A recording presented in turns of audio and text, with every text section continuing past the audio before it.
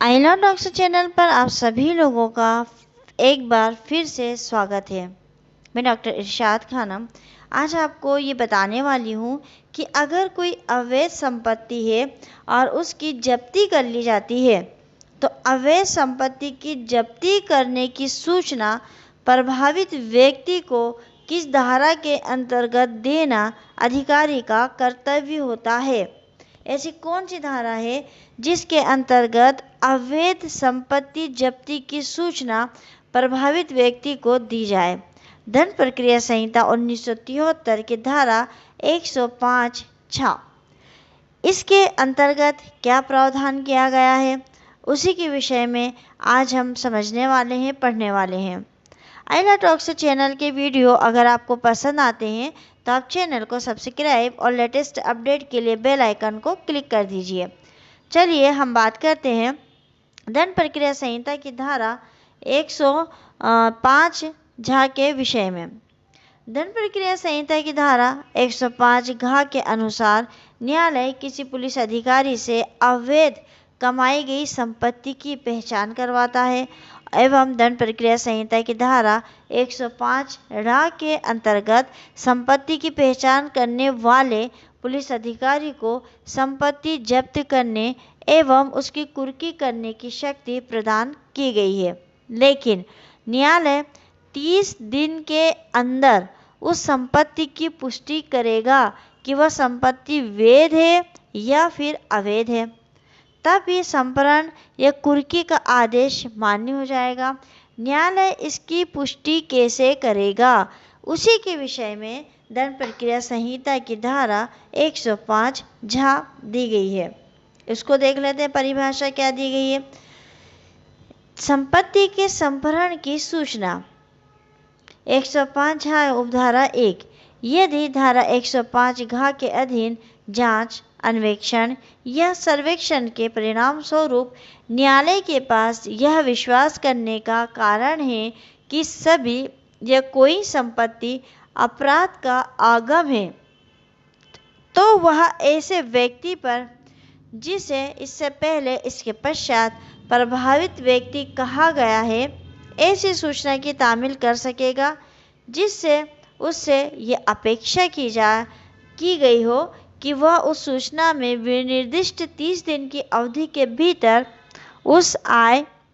उपार्जन या आस्तियों के वे स्रोत जिनसे या जिनके द्वारा उसने ऐसी संपत्ति अर्जित की है, वह साक्ष्य जिस पर वह निर्भर करता है तथा अन्य सुसंगत जानकारी और विशिष्टताएं उपदर्शित करे और ये कारण बताए कि यथा स्थिति ऐसी सभी या किसी संपत्ति को अपराध का आगम क्यों न घोषित किया जाए और उसे केंद्र सरकार को क्यों न संप्रहत कर दिया जाए। उपधारा 2 इसकी देखते हैं। जहां किसी व्यक्ति को उपधारा 1 के अधीन सूचना में यह विनिर्दिष्ट किया जाता है कि कोई संपत्ति ऐसे व्यक्ति की ओर से किसी अन्य व्यक्ति द्वारा धारित है, वहाँ सूचना की एक प्रति की ऐसे अन्य व्यक्ति पर भी तामील की जाएगी। अगर हम सरल शब्दों में कहें, हम ये कह सकते हैं कि अगर किसी पुलिस अधिकारी की जांच, अन्वेषण या फिर निरीक्षण के द्वारा अगर कोई अवैध संपत्ति जब्त की गई है, उसने अवैध संपत्ति को जब्त कर लिया है,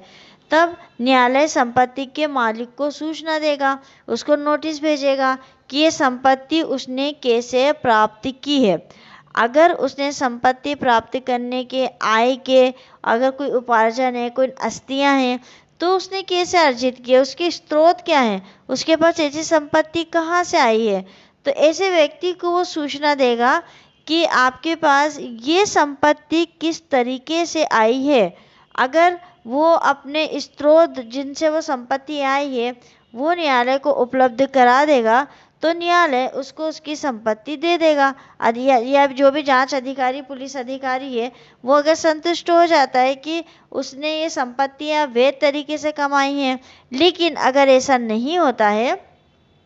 तो 30 दिन के भीतर उस व्यक्ति को ये साबित करना होता है कि संपत्ति उसने किसी वैध कार्य से अर्जित की है। तब उसकी संपत्ति अवैध घोषित कर दी जाएगी। अगर 30 दिन के अंदर वो ये जवाब नहीं दे पाता है कि उसकी जो संपत्ति जब्त की गई है वो वैध संपत्ति है, वो इस बात को सिद्ध नहीं कर पाता है,